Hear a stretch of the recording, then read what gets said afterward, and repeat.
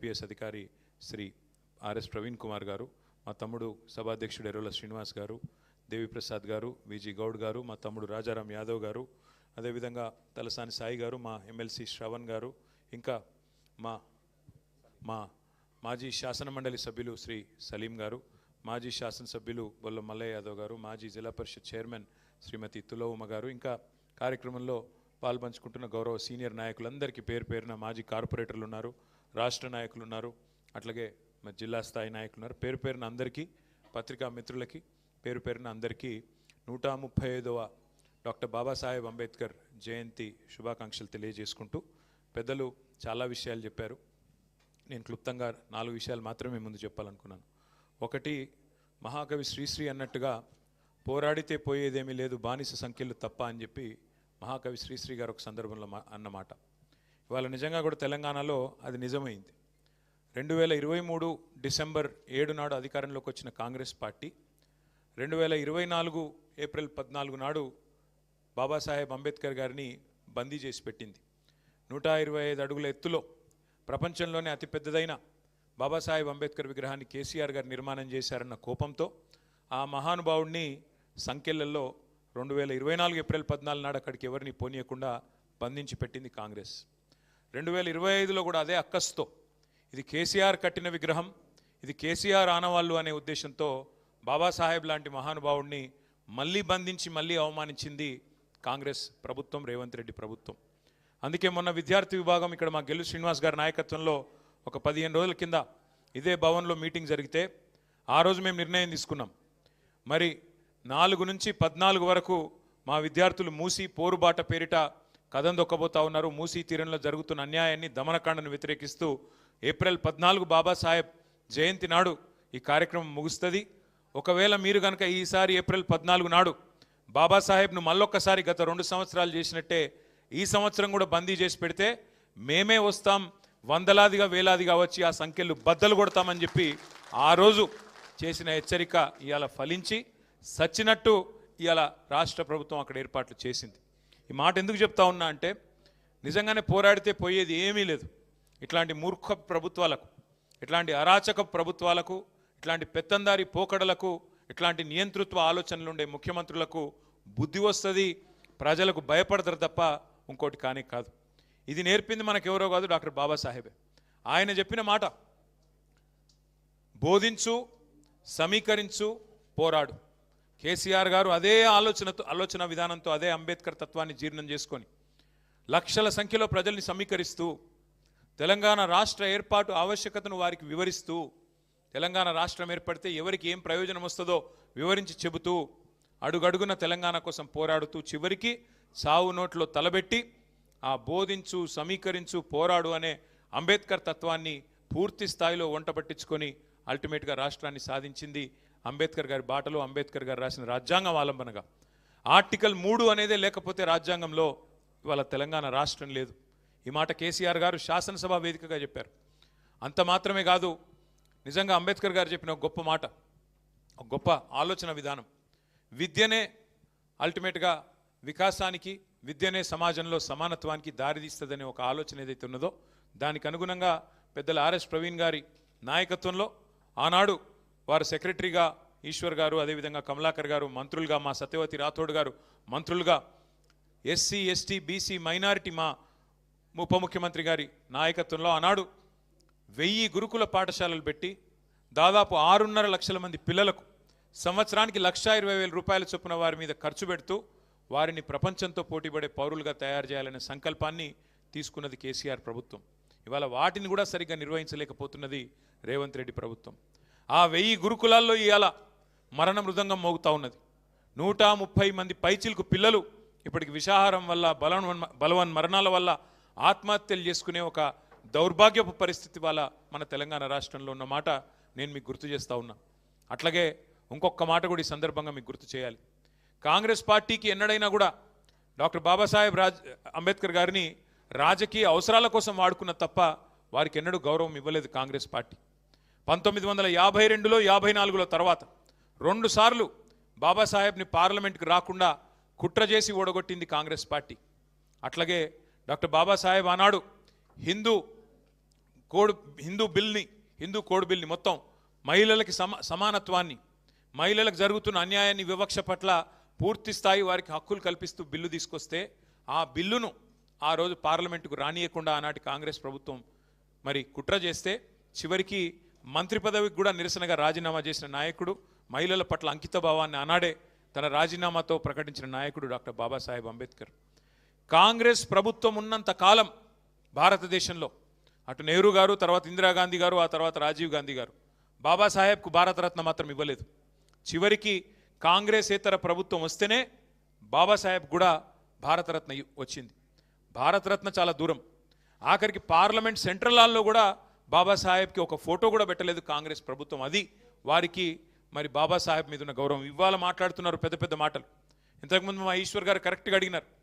ఆ బాబాసాహెబ్ పేరును రాజకీయంగా వాడుకోవడం కోసం కేసీఆర్ గారు దళిత బంధు పెట్టి 10 లక్షలు ఇస్తే మేము 12 లక్షలు ఇస్తామని చెప్పి ఆ స్కీమ్కు అంబేద్కర్ అభయాస్తం అని పేరు పెట్టినారు.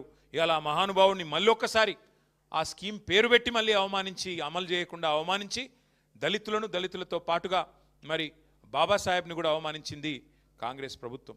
ఇక మన నాయకుడు కేసీఆర్ గారు చేసింది పెద్దలంతా చెప్పినారు. 1000 గురుకుల పాఠశాలలు పెట్టడం మాత్రమే కాదు, దళిత బంధు లాంటి ఒక విప్లవాత్మకమైన కార్యక్రమాన్ని, దళితుల జీవితాలను శాశ్వతంగా మరి మార్చివేసే పథకాన్ని తీసుకొని రావడమే కాదు, ఒక విప్లవాత్మకమైన పథకం అది. దళిత బంధు లాంటి పథకం తేవాలంటే, రైతు బంధు లాంటి పథకం తేవాలి అంటే నాయకుడికి కలేజా ఉండాలి. ఆ కలేజా ఉన్న నాయకుడు మన కేసీఆర్ గారు.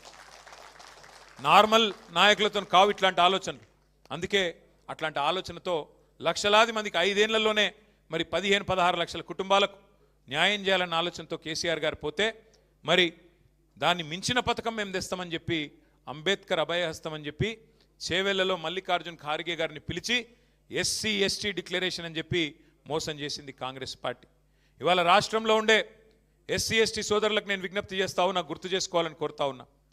ఒక ఎస్సీ ఎస్టీ డిక్లరేషన్లో ఒకటి చెప్పలేదు మాట 12 లక్షలని, ఇంకా చాలా చెప్పినారు. ఎస్సీలకు 18% రిజర్వేషన్ చేస్తామన్నారు. ఇవాళ 16 ఉన్నది, దాన్ని 18 చేస్తామన్నారు. ఎస్టీలకు 10% ఉన్నది, రిజర్వేషన్ పెంచుతాం 12% చేస్తామన్నారు. ఇలా దాదాపు 2.5 ఏళ్ళు గడిచినా మర్చిపోయారు. ఎస్సీ ఎస్టీలకు ఇండ్లకు మిగతా వర్గాలకు 5 లక్షలు ఇస్తే ఎస్సీ ఎస్టీలకు 6 లక్షలు ఇస్తామని చెప్పారు. ఒక్కొక్క ఇల్లు కట్టుకుంటే ఇందిరమ్మ ఇంటికి 6 లక్షలు మీరు ఎస్సీ ఎస్టీ అయితే అన్నారు. ఎస్సీ ఎస్టీలకు జాగా లేకపోతే జాగా కూడా ప్రభుత్వమే ఇస్తుందని చెప్పినారు. అట్లాగే ఇంకొక మాట కూడా చెప్పారు విద్యార్థులకు, ఎస్సీ ఎస్టీ విద్యార్థులకి, బీసీ విద్యార్థులకి 10వ తరగతి పాస్ అయితే 10,000, 12వ తరగతి పాస్ అయితే 15,000, డిగ్రీ పాస్ అయితే 25,000, పీజీ పాస్ అయితే 1,00,000, పిహెచ్డి చేస్తే 5 లక్షలు ఇస్తామని చెప్పి నమ్మబలికి ఇంకా చాలా మాటలు చెప్పి ఎస్సీ ఎస్టీ డిక్లరేషన్లో కూడా కాంట్రాక్టులు 42% ఇస్తామన్నారు. బీసీలకి కాంట్రాక్టులలో 18% ఇస్తా అన్నారు. ఎస్సీలకు కాంట్రాక్టులలో, ప్రభుత్వ కాంట్రాక్టులలో, ఎస్టీలకు 12% ఇస్తామన్నారు. మొత్తం వెరసి 72% ప్రభుత్వ కాంట్రాక్టులలో బీసీ ఎస్సీ ఎస్టీలకే మేము అవకాశం ఇస్తామని చెప్పి అభయహస్తం పేరిట మేనిఫెస్టో రాసి అందులో స్పష్టంగా చెప్పింది కాంగ్రెస్ పార్టీ. ఇవాళ 2.5 సంవత్సరాలైంది. ఈ 2.5 సంవత్సరాలలో దగ్గర 1,00,00,000 కోట్ల కాంట్రాక్టులు పిలిచిండు రేవంత్ రెడ్డి. వచ్చినాయా మరి ఎస్సీ ఎస్టీ బీసీబీలకు 72% వాటా ప్రభుత్వ కాంట్రాక్టులలో వచ్చిందా? రేపో మాపో మూసీ పిలుస్తారట, మూసీ కాంట్రాక్టులు ఇస్తాడా రేవంత్ రెడ్డి? 72% వాటా తెలంగాణలోని ఎస్సీ ఎస్టీ బీసీలకు చెప్పినట్టుగా? అంటే 1 కాదు 2 కాదు, ఎన్ని రకాల వంచన అంటే ఆనాడు కేసీఆర్ గారు అంబేద్కర్ ఓవర్సీస్ స్కాలర్షిప్ పేరిట 20 లక్షల రూపాయలు మన పిల్లలకి ఆనాడిస్తే, మౌలానా అబుల్ కలాం ఆజాద్ పేరిట మైనారిటీ పిల్లలకు స్కాలర్షిప్లు ఇస్తే, మహాత్మా జ్యోతిబా ఫూలే పేరిట ఓవర్సీస్ స్కాలర్షిప్లు 20 లక్షల రూపాయలు ఇస్తే, అట్లాగే స్వామి వివేకానంద పేరిట అగ్రవర్ణాల్లో ఉండే పేదలకు కూడా ఆనాడు కేసీఆర్ గారు ఓవర్సీస్ స్కాలర్షిప్ పెట్టి 7,000 మంది పిల్లల్ని విదేశాల్లో విద్యకు పంపితే ఏమన్నాడు రేవంత్ రెడ్డి గారు? ఇదంతా తక్కువ, మేము వచ్చినాక ఇంకా ఎక్కువ చేస్తాం, ఇంకా పొడుగు చేస్తామన్నాడు. ఇలా ఆ పిల్లలకు ₹1 ఇస్తలేడు. వాళ్ళందరినీ ఇవాళ ఎక్కడో విదేశాల్లో వాళ్ళ విద్య మధ్యలోనే అటకాయించిపోయే విధంగా ఇవాళ వాళ్ళందరి పూర్తి స్థాయిలో అన్యాయం చేస్తూ ఉన్నది రేవంత్ రెడ్డి ప్రభుత్వం. ఇదంతా ఎందుకు గుర్తు చేస్తూ ఉన్నా అంటే మన సోదరులు ఎవరు మాట్లాడినా ఈ మధ్యకాలంలో 6 గ్యారెంటీల గురించే మాట్లాడుతున్నారు. కానీ మనం కూడా ఖచ్చితంగా అందరినీ అలర్ట్ చేయాల్సిన అవసరం ఉంది. ఎస్సీ ఎస్టీ డిక్లరేషన్ పేరిట కాంగ్రెస్ చేసిన మోసాన్ని ఈ రాష్ట్రంలోని ప్రతి గిరిజన తాండాకు, ప్రతి గిరిజన గూడానికి, ప్రతి దళిత వాడకు, ప్రతి దళిత గ్రామానికి, ప్రతి దళిత సోదరుడికి సోదరికి తెలిసే విధంగా వాళ్ళను జాగృతం చేయాల్సిన బాధ్యత ప్రధాన ప్రతిపక్షంగా మన మీదనే ఉన్నది. బీసీల గొంతు కోసి 1,00,000 కోట్ల బడ్జెట్ అని చెప్పి మాటలు చెప్పి ఇవాళ 3 బడ్జెట్లు పెట్టినా 3 కలిపితే కూడా 20,000 కోట్లు పెట్టకుండా మరి బీసీలకు మోసం చేసిన ప్రభుత్వం కాంగ్రెస్ ప్రభుత్వం అనే మాటను ప్రతి బీసీ సోదరుడికి సోదరికి వివరించి ఒక్కొక్క గ్రామంలో అవసరమైతే మీటింగ్ పెట్టి చెప్పాల్సిన బాధ్యత మన మీద ఉంది. అయితే ఇక చాలా ఉన్నది. ఎస్టీలకు మోసం, మైనారిటీలకు మోసం, బీసీ సబ్ ప్లాన్ అన్నారు, మైనారిటీ సబ్ ప్లాన్ అన్నారు, ఇంకా 420 హామీలు ఇచ్చినారు.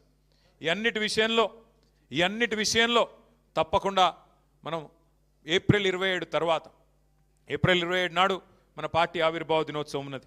ఏప్రిల్ 20 నాడు మన నాయకుడు కేసీఆర్ గారు జగిత్యాలలో జరిగే బహిరంగ సభకు హాజరు కాబోతా ఉన్నారు. కాబట్టి ఈ 2 కార్యక్రమాలు అయిన తర్వాత మే జూన్ నెలలో నేను పెద్దలు ఈశ్వర్ గారిని, ఆర్ఎస్ ప్రవీణ్ గారిని కోరుతా ఉన్నా, అట్లాగే మా సోదరులందరినీ కోరుతా ఉన్నా, ముందుగా ఎస్సీ ఎస్టీలతోనే ప్రారంభం చేద్దాం ఎక్కడో దగ్గర. అట్లాగే ఆ డిక్లరేషన్లు వీళ్ళు ప్రకటించిన రోజు కూడా మనం తప్పకుండా ప్రజలకు గుర్తు చేయాల్సిన అవసరం ఉంది.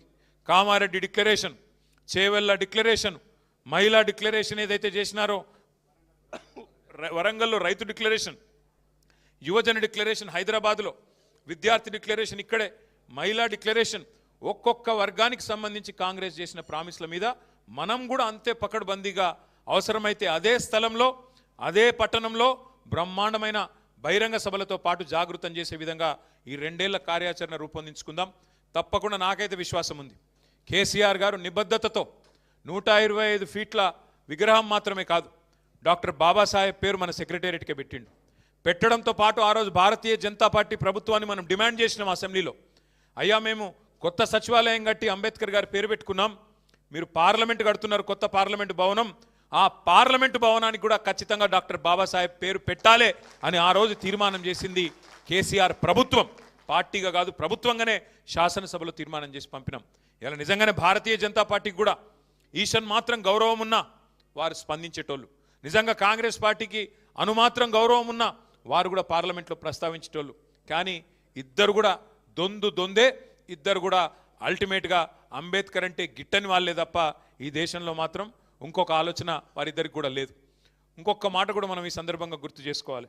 డాక్టర్ బాబాసాహెబ్ని కొందరి వాడుగా చిత్రీకరించే కొంత ప్రయత్నం. ఒకటి మాత్రం పక్కా, మనిషి పుట్టిన 5 నిమిషాలకి పుట్టేది కులం. నువ్వు ఏ కులంలో పుడతావు నీకు తెలియదు. పుట్టిన 5 నిమిషాలకి నువ్వు ఫలానా కులం, ఫలానా మతం, ఫలానా దేశం అని, ఫలానా రాష్ట్రం 5 నిమిషాల తర్వాత ఖరారైతుంది. ఇక వాటి గురించి జీవితం అంతా సచ్చదాకా కొట్లాడుకుండే. నీ కులమేంది, నీ మతమేంది, నీ దేశమేంది, నీ ప్రాంతమేంది, దాని గురించి మళ్ళీ సచ్చదాకా. మనిషి పుట్టినాక 5 నిమిషాలకు పుట్టే కొన్ని విషయాలను పట్టుకొని జీవితాంతం తనలాడే పరిస్థితి. కానీ మనందరం గర్వంగా ఒక మాట మాత్రం చెప్పుకోవాలి. ఆనాడు ఈ రోజు అంటే చాలామంది మన పిల్లలు విదేశాల్లో చదువుతున్నారు, కానీ ఆ రోజు విదేశాలకు పోవడమే కష్టతరమైన రోజుల్లో, అందులో భారతదేశంలో ఉండే కులతత్వం, భారతదేశంలో ఉండే కులస్వామ్యంలో ఆ రోజుల్లో ఆనాడు డాక్టర్ బాబాసాహెబ్ అంబేద్కర్ గారు 110 సంవత్సరాల కిందట లండన్ స్కూల్ ఆఫ్ ఎకనామిక్స్లో చదువుకున్నాడు, కొలంబియా యూనివర్సిటీకి పోయి పిహెచ్డి చేసినాడు. అట్లాంటి విశ్వమానవుడిని ఎవరైనా తక్కువ చేసి మాట్లాడితే మనందరం ఒకటే గొంతుతో ఒకటే మాట చెప్పాలా, ఈ దేశంలో మహాత్మా గాంధీ ఎంత గొప్పవాడో, మహాత్మా గాంధీ ఎట్లా అందరివాడో, అంబేద్కర్ కూడా ఖచ్చితంగా అందరివాడే. అంబేద్కర్ కొందరివాడు కాదు. ఈ దేశంలో రాజ్యాంగాన్ని ఇచ్చిన నాయకుడు, ఈ దేశంలో అణగారిన వర్గాలకు గొంతిచ్చిన నాయకుడు, మహిళలకు ఓటు హక్కు ఇచ్చిన నాయకుడు, అల్పసంఖ్యాకులైన తెలంగాణ ప్రజలకు అల్టిమేట్గా రాష్ట్రాన్ని ఇచ్చిన నాయకుడు డాక్టర్ బాబాసాహెబ్. అట్లాంటి నాయకుడిని కొందరివాడుగా పరిగణించి కొందరివాడుగా ఎవరైనా చూపెట్టే ప్రయత్నం చేస్తే అది వాళ్ళ బుద్ధి తక్కువతనమవుతుంది.